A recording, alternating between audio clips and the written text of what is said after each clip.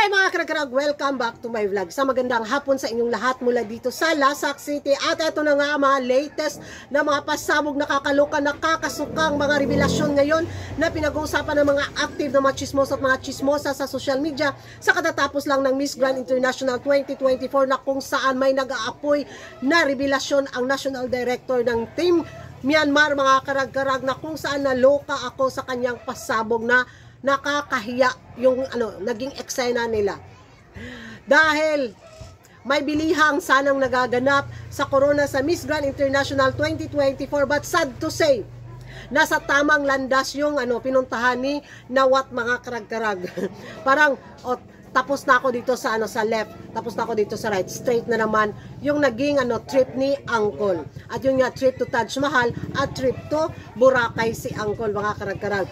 At sobrang happy ako sa kanyang naging desisyon, kahit alam natin na may mga mikos-mekos sanang nagaganap, pero itinuwid pa rin ni Uncle ang tamang landas sa resulta sa Miss Grand International 2024. Kaya umusok, nag-aapoy ngayon ang Team Myanmar dahil sa laki ng kanilang binayad sa popular vote na umabot ng $25,000 at nakikipag pa si Uncle sa kay Maring Eva para din sana manalo sa corona, di ba? Mismo sa bibig na rin ni Maring Eva na lumabas na mag-host country siya pag siya yung nanalo, tapos nakipag-negotiate din ang Team Myanmar kay Uncle. Ayun, ang ending, walwal, warsyak sila ngayon. Hindi nila matanggap yung resulta dahil nga sa salaking ginastos at effort na ginawa nila para sana sa Miss Grand International competition, mga karag-karag. At alam mo yung nakakahiya nito, manalo lang sila dahil binili nila yung corona. Nasaan yung kredibilidad nila, nasaan yung galing ng kandidata nila. So nagpapatunay nilang talaga na makasungkit sila ng international crown through mikos-mikos, through under the table, through mga sabuyan ng mga salapi ba sa organisasyon. At ang nakakaloka pa nito, mga karag-karag, kasi hiniram lang daw ng kanilang national director yung salaping ginamit nilang pamudmod para sa popular vote. So sinong ngayon? Kawawa. Di sila rin. Kung siguro uhaw din talaga sila sa corona, kaya ganun yung epekto galore nila. Sana inisip nila at pinag-aralan nila ba ang galawan bitaw ng Miss Grand International. Gaya sa atin, di ba?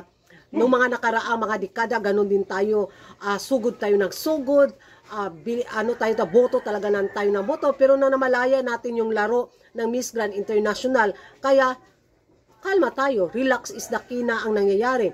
So ngayon sa nangyayari sa Myanmar, mga karag-karag, talagang kulang na lang siguro katayin nila si Uncle sa nangyari sa resulta sa Miss Grand, kung pinaasa sila ni Uncle, di ba? At ang laki ng kanilang nagastos. Kaya ayun, goodbye na daw ang Myanmar sa Miss Grand papageant ni Uncle. Na-scam daw sila ni Uncle. Ay, kaloka kayo. Sport lang sana. Team Myanmar, di ba? Kami nga nakailang din kami, ligwak ganun ni Uncle. Pero sa taon na to, masasabi talaga natin na sa tamang landas si Uncle sa pagpili ng placement at sa pagpili ng winner. Unsay mga bibigel? Unsay mga day? Dahil kung sinunod siguro ni Uncle, mga karag-karag, yung kasunduan nila sa Team Myanmar at sa Team Indonesia. Tapos nakita natin nag-perform si India at nagwagi si Myanmar. Nako, wala na talaga, tuluyan na talagang lulubog ang pageant ni Uncle sa mga beauty pageant lovers, di ba? So sa taon na to, inangat lang ni Uncle ang Miss Grand International. At least, muling manumbalik ang sigla ng mga beauty pageant lovers na nawala sa kanya, kasi wala na wala na siya masyado sa Vietnam, wala na sa Cambodia, tapos idagdag niya ang Pilipinas. So sa taon na to, nag-invest si Uncle sa India at sa Philippines. So we love the result. Yun yung masasabi natin. Napakaganda ng resulta ngayon sa Miss Grand International 2024. Hindi sabihin natin dahil nakapasok tayo sa first runner-up, pero deserve talaga ng India ang manalo, di ba? Kaya wag na silang paipal. Dapat marunong silang tumanggap na, okay, may next year pa naman. Baka sa next year makronahan tayo. Ngayon, dapat kalmahan lang nila, wag na silang ma-high blood. Yung national director naman nila, para namang siguro galit hindi natin siya masisisi kasi $25,000 kasakit sa bangs. Maghubad-hubad na lang ulit siya. Yun na lang yung magiging, para mabawi niya yun. Total ducks naman siya, di ba? Lami makasyag kuan. Makaingon man jud kag sangko sa kuto-kuto. Diha na mo mga karag-karag at ano yung magiging reaksyon yung mga karag-karag dito nga sa pagwala ng Miss Grand Myanmar National Director at ng Team Myanmar sa Miss Grand International. Mag-ingay tayo sa comment section at hindi ka pa nakapag-subscribe sa YouTube channel ko. Don't forget to like and subscribe. Kuragan Karag, ang babaeng lagi nagkarag-karag. And see you in my next vlog. Bye-bye!